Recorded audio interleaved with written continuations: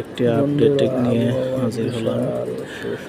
বাংলাদেশে যে তাপপ্রবাহ বয়ে যাচ্ছে তা আরও কিছুদিন অব্যাহত থাকতে পারে এবং চট্টগ্রাম ও সিলেট বিভাগে ও বরিশালে কিছু কিছু জায়গায় বজ্রসহ বৃষ্টিপাত হতে পারে।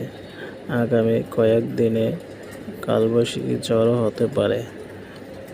দেশের কোথাও কোথাও যে অত্যাধিক তাপ বয়ে যাচ্ছে তা বৃষ্টির পরে কিছুটা কমতে পারে।